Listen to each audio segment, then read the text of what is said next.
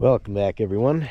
Today is Wednesday, March 2nd, and by the looks of all those buckets, can anybody tell what I'm going to be doing today? 12 of them. Yep, you guessed it. New hydraulic oil on the 250.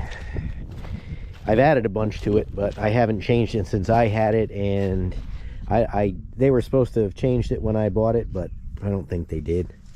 So I was trying to wait. That cylinder, well, these 3 cylinders really need to be repacked, but that one especially, that one's leaking pretty good. But I'm going to try to hold off a little bit longer to do it, but I don't know if I'm going to be able to or not. But anyway, I'm going to change this oil regardless. If I've got to add some back to it when I do that, that's all right. But I'm just going to let it warm up, and I'm probably going to move it to a better spot where I can have it tipped towards the drain plug a little bit. So let me get it warmed up. Well, I couldn't get the drain plug undone, so I dug a hole, and so I could stand up. So it's a 17 millimeter square. I don't have a socket for that. So I'm trying to locate one around. Of course, nobody has one, but I hate to order from Amazon, but I might have to do that if I got 2 more places to go check on. But I think the reason this happened was because as I'm standing here, which I didn't see when I was laying on the ground, I just happened to look over in this direction, and what do I see? What do you see right there? It doesn't look like that, does it? It looks like that. That's the master, and it's snapped off. So only half of it's holding it in place. So I don't know how long it's been like that.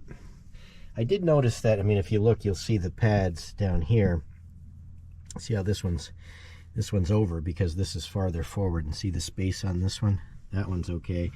That one's okay. That one's okay, but so that one's definitely needs to go backwards.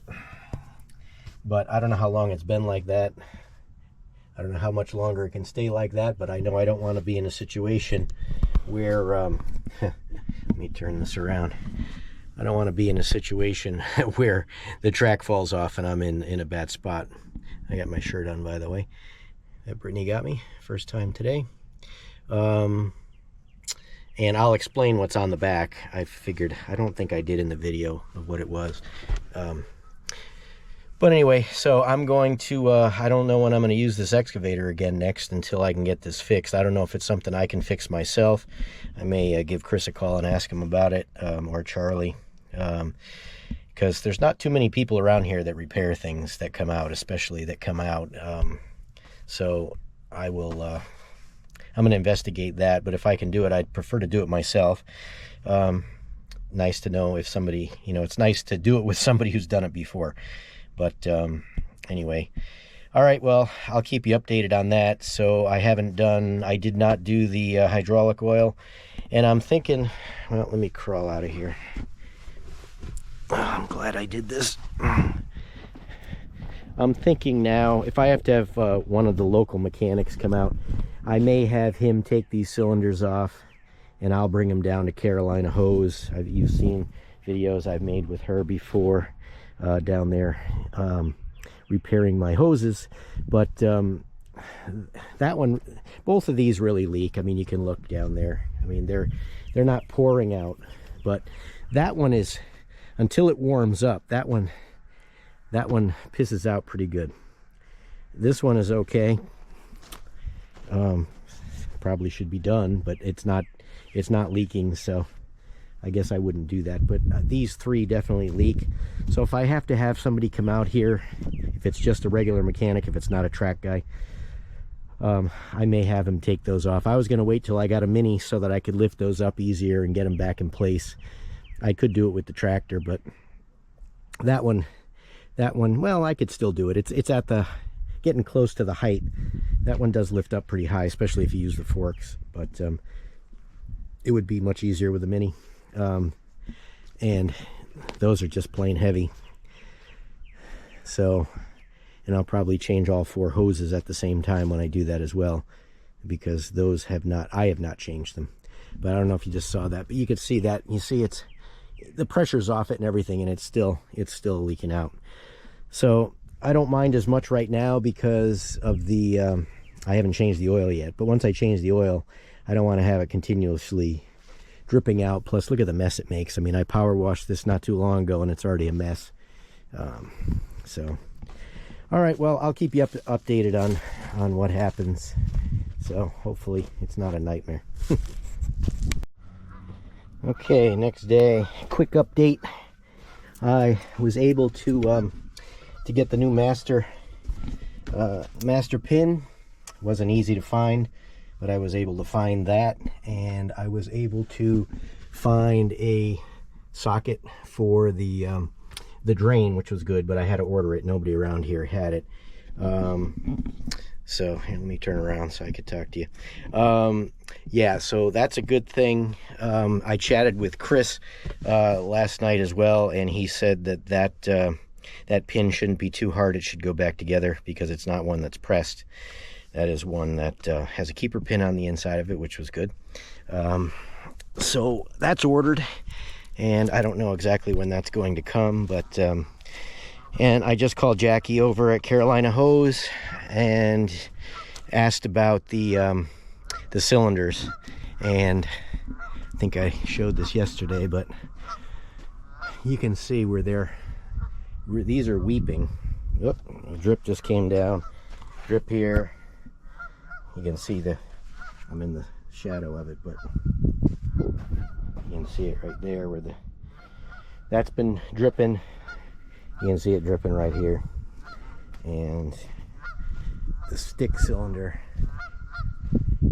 that one is drip, drip, drip. Of course, when I'm holding the camera, there it goes. But you can see on the boom, I had just, if you remember, not too long ago when I re-welded the bucket, I power washed all this and it's just a mess. So I think I'm going to do those 3. Change those hoses. Well, actually, those look like they've been changed. These lower ones, I don't believe have been changed. So I'm going to change those hoses as well, even though they look okay. I don't want to take a chance. Now, a couple of them look like they're starting to split a little bit. So that's what I'm going to do. The geese are not happy. They like what I did over there, but they don't like me they don't mind if I'm in the machine.